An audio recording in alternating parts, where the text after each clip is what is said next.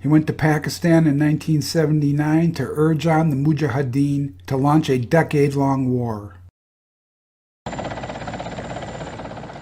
U.S. National Security Advisor Brzezinski flew to Pakistan to set about rallying resistance.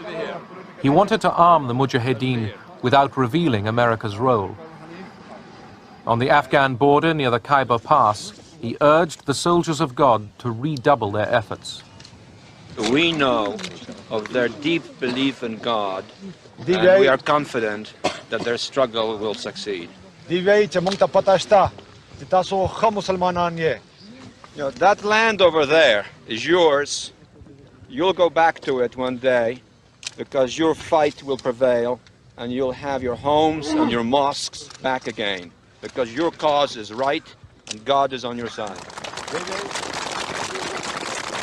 Jadi kebalik, bukan CIA mendanai Mujahidin buat lawan komunis, tapi CIA sengaja provokasi mendanai Mujahidin supaya Soviet marah dan menginvasi Afghanistan.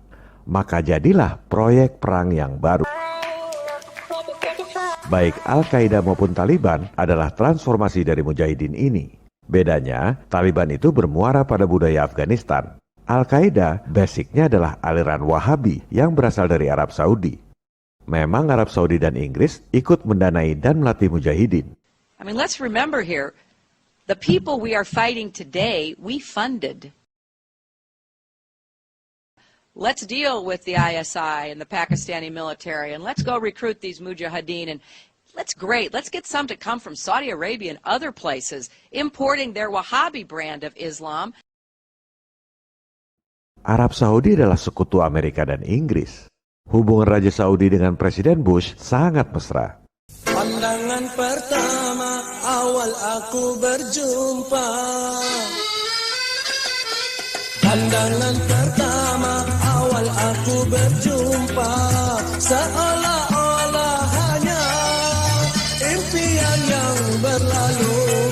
Sungguh tak kusangka dan rasa tak percaya. Benang merahnya adalah keluarga Bin Laden, kontraktor besar Arab Saudi yang jadi angel investor alias cukong malaikat untuk George Bush sejak masih jadi gubernur Texas.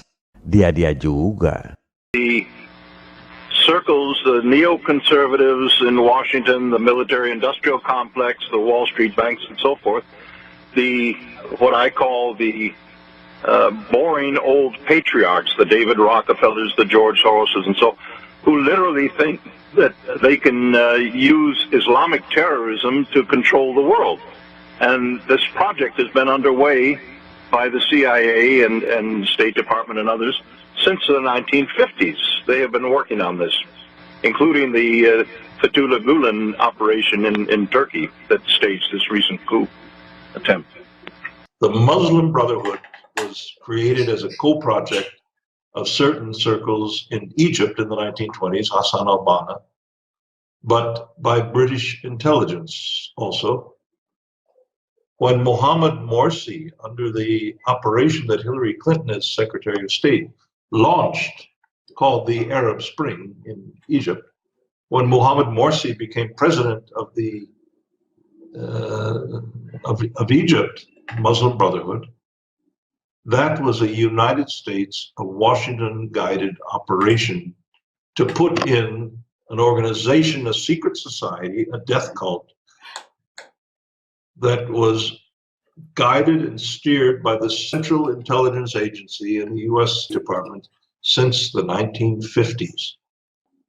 The Muslim Brotherhood, and this is very, very timely right now because, as I wrote in a piece that was published on the website NEO out of Moscow a few days ago, the real Humagate scandal is the Muslim Brotherhood.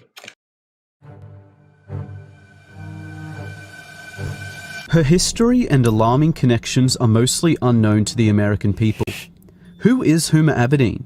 What do we know about Hillary Clinton's #1 aide and sidekick for 20 years? Hillary spoke at Huma's wedding saying, "If I had a second daughter, it would be Huma." This presidential election decides who gets to run the most powerful country on earth, so it is obviously very important to understand the facts about Huma Abedin, as she may very soon become Chief of Staff in the White House. I'll be simplifying an intricate web of people, organizations, and events that unraveled over many years. All of this information and more is available online for anyone who has access to Google. Anyway, here is an unbelievable story of infiltration, unfolding before our eyes, and the most important aspect of this election that you definitely won't see on CNN. There are four main players in this: Hillary Clinton, Huma Abedin, Abdullah Omar Nassif, and Saudi Arabia. Huma was born in the USA. Then when she was 2 years old, her family moved to Saudi Arabia. They lived in Saudi Arabia for 16 years. Huma returned to the USA when she was 18 to study at George Washington University. Only after 2 years in the country, she became an intern for Hillary Clinton, and soon after started working full-time. Also in 1996, Huma was working at her family business, a journal by the Institute of Muslim Minority Affairs. The Abedin's family business is owned by the Muslim World League, Saudi Arabia's global organization that promotes violent Wahhabi Islam. They even share an office at 46 Goodge Street, London. Saliha Abedin, Huma's mother, and Hassan Abedin, Huma's brother, currently work there still. Abdullah Omar Nassif is one of the founders of the Muslim World League and served as vice president of the Saudi Kingdom Shura Council. He created Huma's family business along with her father. He also funded Al-Qaeda and Osama bin Laden, as did Saudi Arabia for many years. But if you read the writings of Hassan al-Banna and what he commanded his people to do, my suspicion is that it was a project of the Vatican. That's my suspicion.